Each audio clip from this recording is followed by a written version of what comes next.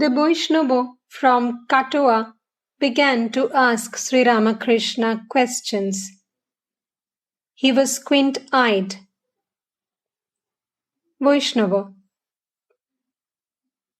Sir, is a man born again? Master: It is said in the Gita that a man is reborn with those tendencies that are in his mind at the time of his death.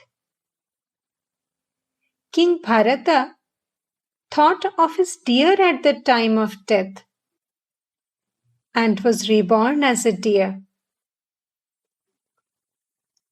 Vaishnava: I could believe in rebirth only if an eyewitness told me about it. Master: I don't know about that, my dear sir. I cannot cure my own illness. And you ask me to tell you what happens after death.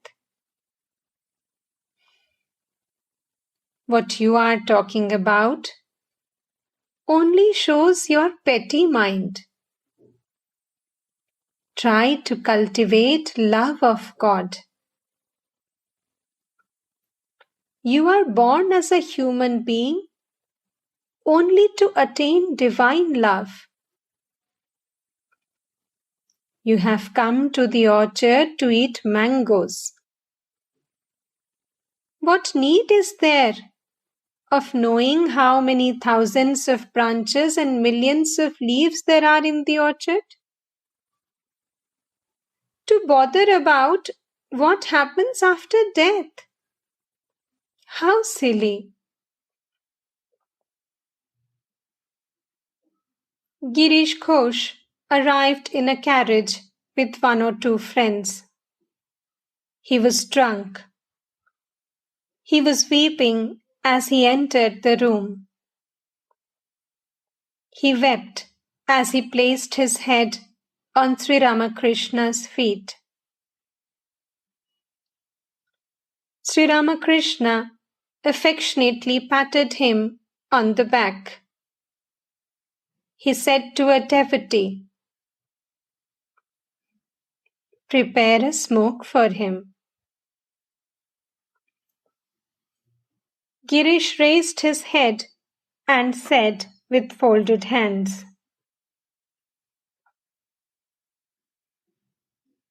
"You alone are the perfect Brahman.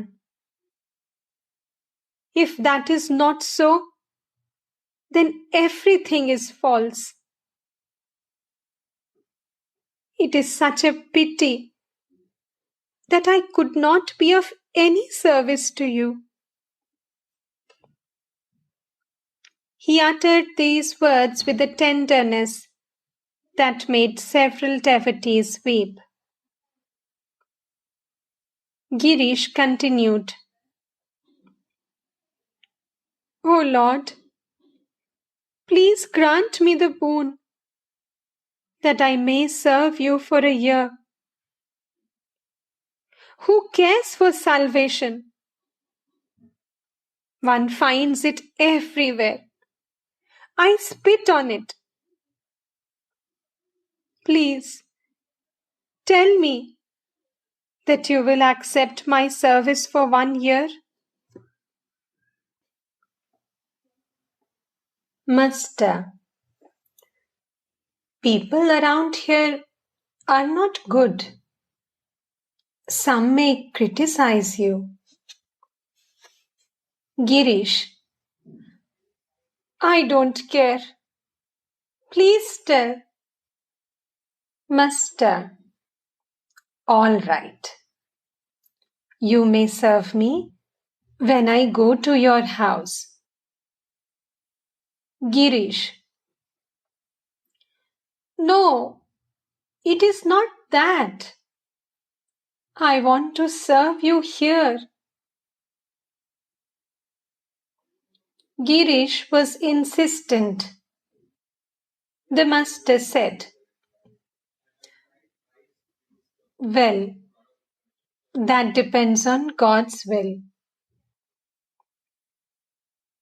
Referring to the master's throat trouble, Girish said, "Please say, let it be cured."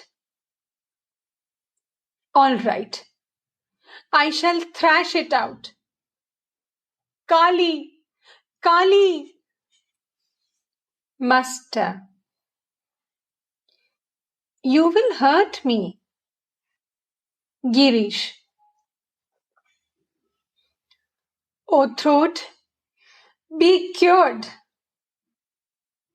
He blows at the throat like an exorciser. "Are you not all right?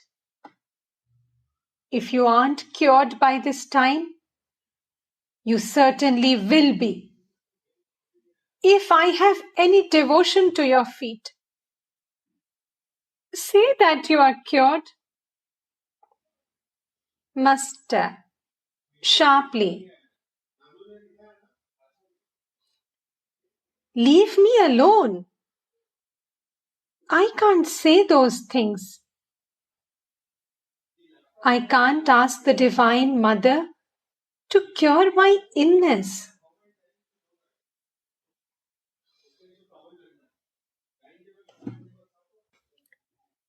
"All right, I shall be cured if it is the will of God." Girish, "You are trying to fool me. All depends on your will." Master, shame! Never say that again. I look on myself as a devotee of Krishna, not as Krishna himself. You may think as you like. You may look on your Guru as God. Nevertheless, it is wrong to talk as you are talking. You must not talk that way again. Girish, please say you will be cured.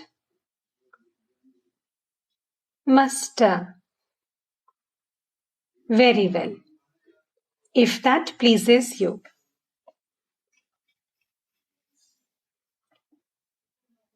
Girish was still under the influence of drink. Now and then he said to Sri Ramakrishna, "Well, sir, how is it that you were not born this time with your celestial beauty?" A few moments later, he said, "I see, this time it will be the salvation of Bengal." A devotee said to himself, "Why Bengal alone? It will be the salvation of the whole world." Girish said, addressing the devotees, "Does any of you understand why he is here? It is for the liberation of men. Their suffering has moved him to assume a human body.